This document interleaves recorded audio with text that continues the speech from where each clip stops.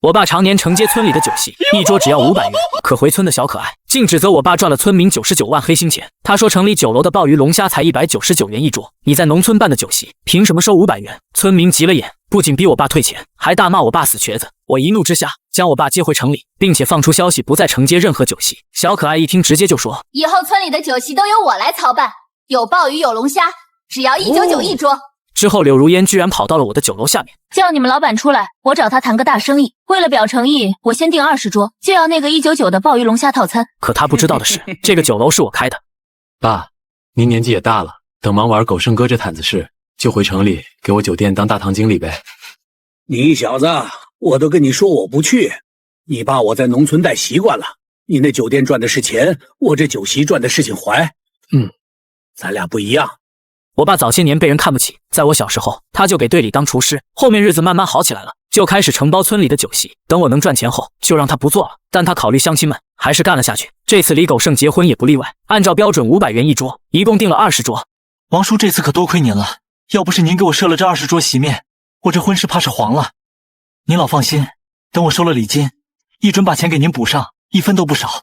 我爸无所谓的摆了摆手，让李狗剩去忙其他事。酒席摆好后，好多人赶过来，现场好不热闹。然而临近中午，意外发生了。王叔，你们家心也太黑了，坑外人也就算了，怎么连乡里乡亲的钱都敢坑？大家都朝声音的来源望去，说话的正是村里的大学生柳如烟。我爸也愣住了，有些局促地问他：如烟，你这是说啥胡话呢？我们坑谁了？李狗剩也立马质问柳如烟：柳如烟，你在这发什么疯呢？狗剩哥，一桌酒席他们收你500，这不是坑你是什么？周围的村民也听懵了，顿时议论纷纷。这不对吧？村里办喜布一直都是500一桌嘛。我家上个月嫁闺女也是这个价。李狗剩也一脸懵圈地看着柳如烟。如烟，你今天要是敢给我捣乱，我让你吃不了兜着走。柳如烟急得直跺脚，连忙解释：狗剩哥，我不是来捣乱的，我是看不过去，想让大家知道真相。前几天我在城里请同学吃饭，那家大酒楼一桌子菜，有大龙虾有鲍鱼，你们猜猜总共花了多少钱？话音刚落，村民们的眼睛瞬间就亮了。那可是龙虾鲍鱼啊！俺长这么大只在电视上见过，那一桌怎么也得好几千吧？柳如烟在众人羡慕的目光中，满脸得意说：我只花了199。众人震惊了，199就能吃到龙虾和鲍鱼，这怎么可能？但我却知道这是为什么，因为那酒楼是我开的。前几天柳如烟请同学到酒楼吃饭，他那一帮同学看他是农村人，故意点了一桌子贵菜，想让他难堪。到了结账时，柳如烟哭着问服务员能不能打个折。说完，他拿出皱巴巴的200块钱，刚好我在店里，看在同村人的面子上，就安排服务员给他算成199。但我实在没想到，现在他居然来砸我爸的摊子。此时柳如烟继续扯着嗓门喊：大酒楼一桌龙虾鲍鱼才199，他家凭什么收500？乡亲们有没有算过，一桌他赚300块，10桌就是3000块，一年少说接1000多桌，那就是99万呀！村民要种多久的地才能赚到99万？所以我作为村里的大学生，必须站起来为村民说话，维护大家的利益。一听到99万，村民们的脸色瞬间变了，看向我和我爸的眼神里都染上了恨意。我爸气得浑身发抖，脸涨成了猪肝色。你血口喷人！俺老王做了一辈子饭，从来没赚过没心钱。现在猪肉多少钱一斤？青菜多少钱一斤？500块一桌，我几乎不挣钱，图的就是个热闹。你说我们赚黑心钱，总得拿出证据吧？你对餐饮行业了解多少？你知道成本吗？其实500块一桌，去掉成本，根本赚不到50块，全是辛苦钱。我的一番话让一些头脑清醒的村民眼神有所缓和，毕竟我爸的为人大家还是信得过的。然而柳如烟立刻发起了反击。我呸！谁会承认自己赚了黑心钱？你们别被他骗了。别忘了，我小时候可是在他家厨房帮过工的，他家的把戏我一清二楚。我这才想起，他的确在我家帮过厨。柳如烟家是村里的贫困户，他爸暴虐成性，他妈生下他就跑了。有一次办酒席收场时，他哭着问我爸能不能给他一点剩饭。我爸一打听才知道，那年他要读书，可他爸却想用他换钱。我爸心疼他，就跑去和柳爸商量，让柳如烟来我家帮厨，还让他没早早嫁人。等他上大学那年，我爸还特意给他拿了5000块钱当学费。可现在看来，我们家当初真是帮错了人。柳如烟见我爸被气得说不出话，更加得意。他家的那些猫腻我清楚得很，我亲眼见过王69偷偷躲在屋里数钱，厚厚的一沓全是红票子。你胡说八道！那是我儿子给我的生活费。没错，我每个月都会给我爸打钱。王11，你一个人在外面能赚多少钱？这钱来路正吗？我爸听到后怒了，冲上去就要打他。王叔，你看这是恼羞成怒了，要是正经钱，你心虚什么？村民们也开始附和。如烟婷老实一个孩子，看着不像是会说谎的。这样王家这小子很少回村，那护养着看着就不像是好人。我闻言气笑了。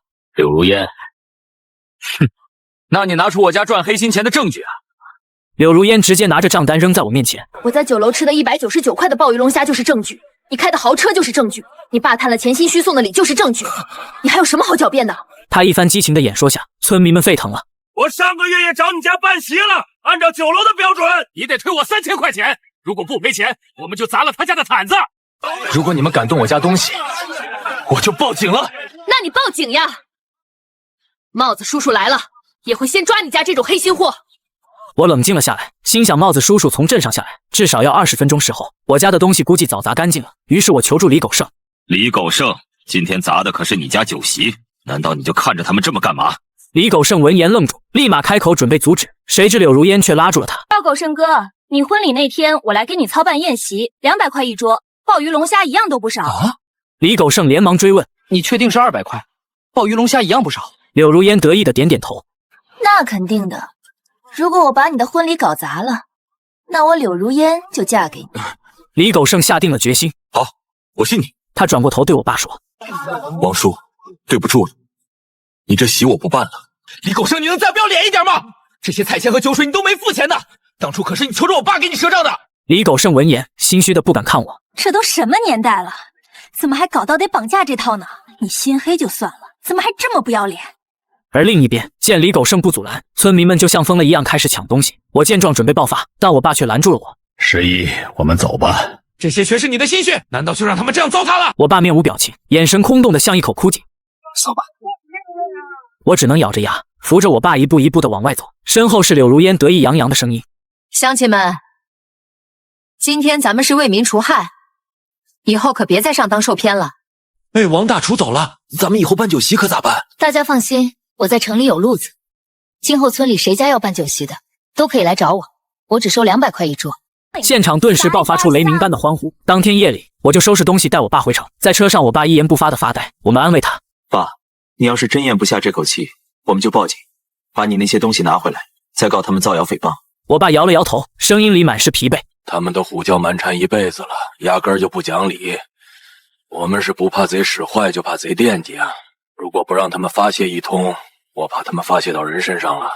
儿啊，我是怕他们人多势众，动起手来伤害到你。”说完，他长长的叹了口气，闭上了眼睛。我以为这件事会随着我们的离开就此画上句号，没想到第二天，酒楼的经理却来通知我说有个神经病在酒楼门口大喊着要见老板。我一眼就看到了正在和经理争执的柳如烟。呵呵，你不是说如果把李狗剩的婚礼搞砸了，你就嫁给他吗？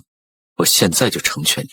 老板，我上次吃的就是199块的套餐，有龙虾鲍鱼那个，不信我拿消费记录给你看。说着他就把单子递给了经理。经理一看是酒楼的单子，面色有些为难，估计是看我不在，不敢做决定。我找你们酒楼做的可是大生意，我为了表诚意先订20桌。你看你们酒楼那么空，一天恐怕接待不了20桌吧？经理一副看神经病的样子看着他，因为我们酒楼走的高端路线，来吃饭的消费水平都不低，怎么可能每天都坐满？见经理不说话，柳如烟急了：“我今天订20桌，明天有可能就订100桌，你给打个折，150一桌怎么样？”经理终于忍不住扑哧一声笑了出来：“小姐，你是不是走错地方了？150块连我们酒店的汤都喝不到啊！”柳如烟闻言瞬间怒了：“你胡说！我上次来你们酒楼吃饭，满桌子的鲍鱼龙虾，最后就只付了199块。你可不能看我订的多就坐地起价，要不是看你家味道好，这种好生意怎么可能轮得上？”听到这话，我直接走了过来。好啊，那你就去找别家吧。而柳如烟在看见我后，表情立马就变了。你还说没有坑乡亲们的钱？你看你都能来酒楼吃饭了。经理见状，连忙喊了我一声老板。柳如烟听到后，眼珠子都快瞪出来，但片刻后，她的震惊就变成了愤怒。你家果真是在赚黑心钱，在大城市卖199块的菜，在村里却卖500块，你们就是欺骗没有文化的农民，你们这么黑心肠是要遭天谴的。他一副义愤填膺的模样，但眼中却全是妒火。他说着说着，拿起手机就要爆钩，说是要告我们涉嫌欺诈。在等待帽子叔叔时，他还拿起手机开启了直播。经理想上前阻止，但却被我拉住了。只见他一脸正义：“我是今年刚毕业的大学生，我实名举报我村里的王69一家，还有他的儿子王11，他们欺负村民没文化，骗村民的血汗钱。王69在村里骗钱，他儿子就在城里挥金如土，还用骗来的钱开了大酒楼。”他说着就把摄像头对着酒楼拍了一圈。这时我也进入了他的直播间，只见弹幕纷纷刷屏，都在问到底是哪家酒楼，居然如此恶毒。这个酒楼叫他抬眼看向我们的招牌，但却不认识那几个繁体字。经理好意提醒他，我们叫天宝大酒店。对，就是天宝大酒店。他们在城里推出的鲍鱼龙虾套餐只要199块，但是他爸在村里给村民办酒席却要500块，其中赚了多少钱可想而知。网友听到名字后，讨论更热闹了，还有不少同城网友发言：天宝大酒店有199块的套餐，怎么可能？在他家订个包间都不止199块吧？村里一桌500块好像是挺贵的。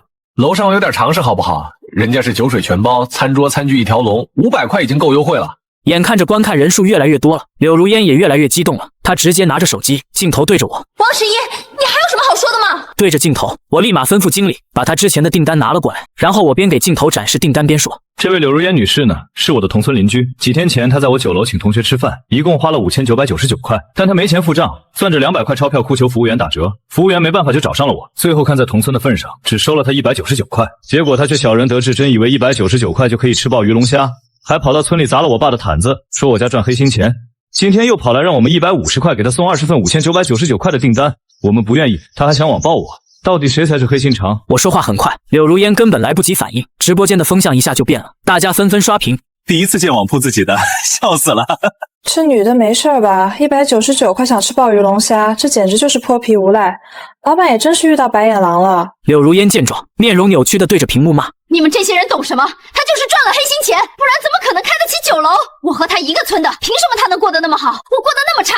最根本原因就是他家黑了村民的钱，而我没有。他这一番话彻底激怒了网友，他的直播间最后直接被骂得封禁。后来帽子叔叔来了，我跟他把事情一五一十的讲清楚，而且我有证据和监控，而柳如烟的任何辩解都显得苍白无力。我明确表示不接受调解。我可以不追究他诽谤的责任，但他必须补齐上次的餐费，并且公开道歉。在赔钱道歉和拘留之间，他最终选择了前者，但付钱的时候，他眼中却满是不服。我则吩咐经理好好送一下我们客户。到门口的时候，经理小声和柳如烟说：姑娘，你还适时去一点，现在199块怎么可能吃得到鲍鱼龙虾？我们这可是大酒楼，不像对面那家一样用一些预制菜来骗人。柳如烟听完后，眼睛瞬间亮了。柳如烟走后，前台突然走过来和我说：十一哥，我妈昨天给我打电话问你们怎么样了，还有柳如烟赔的这个钱其实是李狗剩给他的酒席钱，明天李狗剩就要结婚了，他要是知道钱被柳如烟私自花了，这下可就有好戏看了。这个前台是我在村里的亲戚的女儿，笑着跟她说：替我谢谢大伯娘，让她继续帮我打探着吧，好戏还在后面呢。果然离开酒楼后，柳如烟去了对面的一块大饭店，而我则趁着热度，立马把999页 PPT 的证据上传了，并配文解释了来龙去脉，包括柳如烟从小被我爸帮助，以及她是怎么背叛我爸的整个过程。我还放出了我爸的银行卡流水，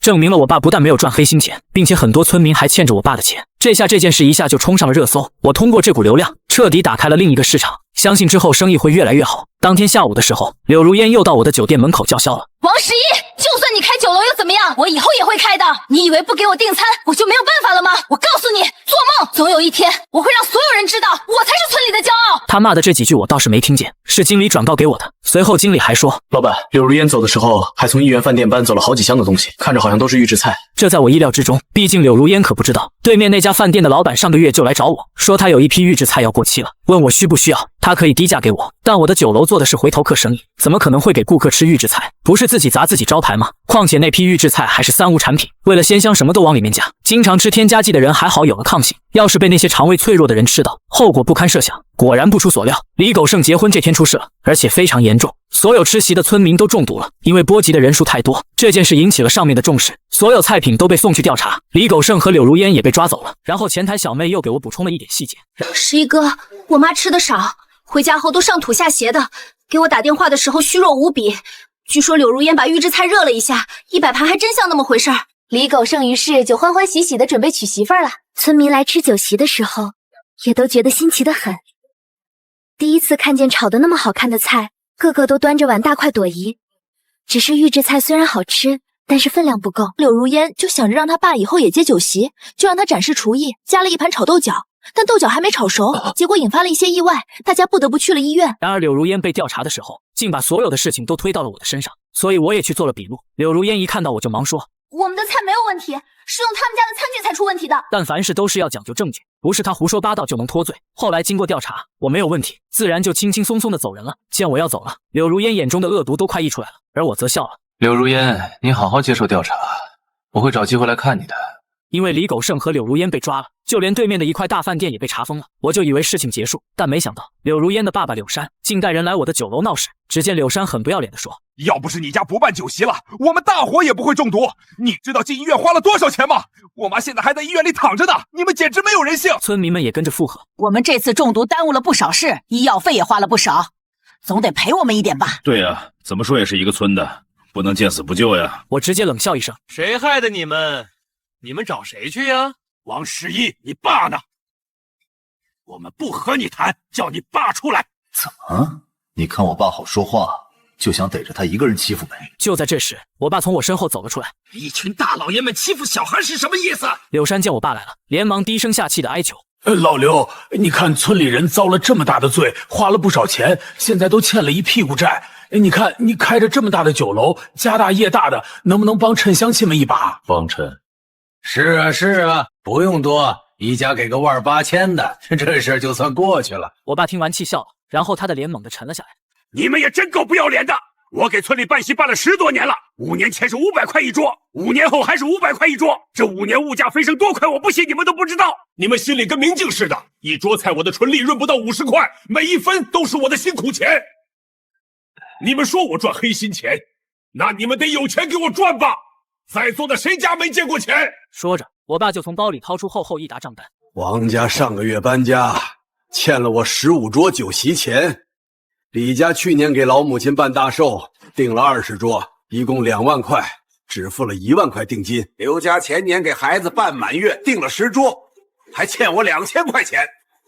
正好你们今天都在，刚好把钱都还了吧。众人都愣住了，我也以为我爸是忘记了别人欠他钱，原来他记得一清二楚。是他一直觉得乡里乡亲的，就没催着海。但柳山还是很不要脸。老王啊，这一码归一码，你看你稍微补贴大家一点，他们不就把钱还你了吗？我立马打断他的话：“你们继续闹吧，闹到帽子叔叔来，进去住个几天半年的，看你们还敢不敢闹！”一说到帽子叔叔，柳山就害怕了。毕竟李狗剩和柳如烟都被抓进去了，所以他就自以为退了一步，说不要钱了，让他当酒楼经理，给村民们安排工作。但我直接做事要爆沟，他们只能灰溜溜的跑了。后来柳如烟被判的挺严重的，我去看他，他依旧不改对我的怨恨。为什么你从小就能那么容易得到我想要的一切？你妈妈走了，我妈妈也走了，为什么你爸爸那么能干？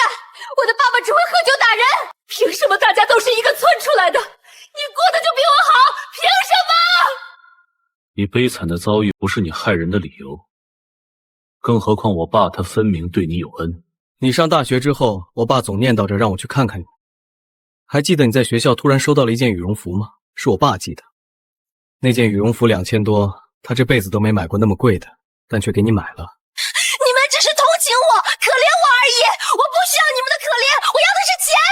那你玩了，你一辈子都玩了。说完我就直接走了。再后来村民又来找过我爸好几次，不是来要钱，就是问我爸能不能再办一下酒席，就算涨到600块也没关系。原来自从我爸不办酒席之后，他们那个偏僻山村就再没有人愿意去操办酒席，就算有要价也都极其离谱。而且很多姑娘在听说村里的情况后都不愿意嫁过去，最后整个村子越来越凄冷了。最后我爸在我的酒楼当起了后厨，他的厨艺颇受欢迎，大家都说有家的味道。他就像他自己说的，不问前程，问心无愧。我还把他写的这几个大字裱起来，挂在了酒楼大堂里，做起了诚信经营的招牌。从此我们的日子越过越好了。